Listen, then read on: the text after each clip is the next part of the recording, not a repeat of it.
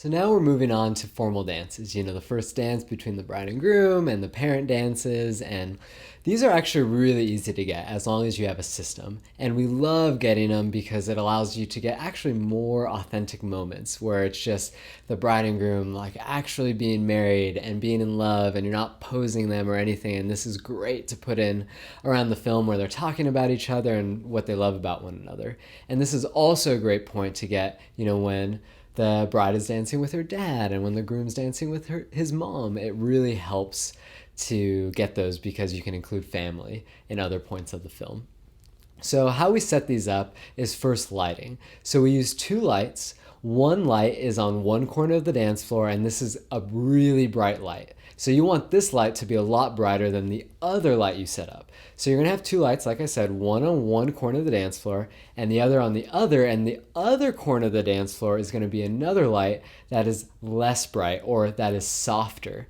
And what that does is it creates a lot of depth for when you're shooting the bride and groom or the parents. And what that brighter light does is it makes you have a really nice hair light or a really nice backlight of the person you're filming. And then the other light kind of fills in the shadows and it just looks really, really nice. So what we do for camera placement is we have one person who's on a tighter lens, and they are, getting everything from the first dance and the parent dances from that tighter angle. Then we have another person who is usually on a wider lens, or, just a different lens from the other person, and this person is roaming all around the dance floor. They're getting, guest reactions, they're getting really creative shots, and just filling in all the gaps. And that one person who's on the tighter lens is kind of that safety angle, but they can move around as well, just not as much as that second person, just so that you have one safety angle. And in terms of what shots we usually get, we'll kind of start with the first dance. So for that one, we like to get a wide shot of the bride and groom dancing with all the guests behind them. It looks really cool and cinematic. You want to avoid shooting the bride and groom dancing with just a wall behind them because the background makes the shot. If you're filming it with a wall behind them, you kind of want to swivel around and make sure that the guests are behind them because it makes it that much more cinematic and adds depth.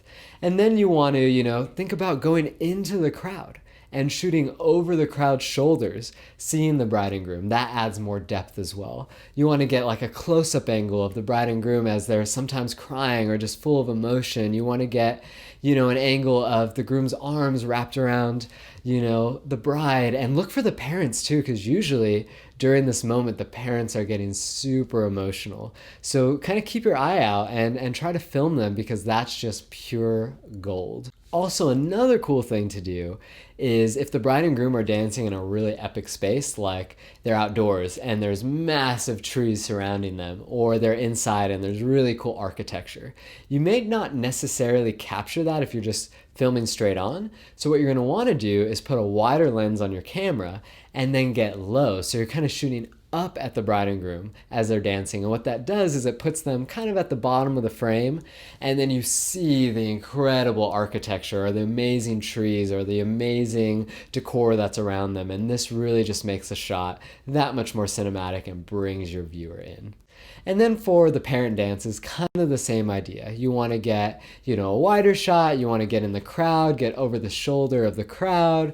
You want to film the bride or the groom as they watch, their groom dance with his mom or vice versa, and really just be thinking of all the angles that you can get. And that's how we do the formal dances. It's really easy, and you guys are going to nail it. I know it.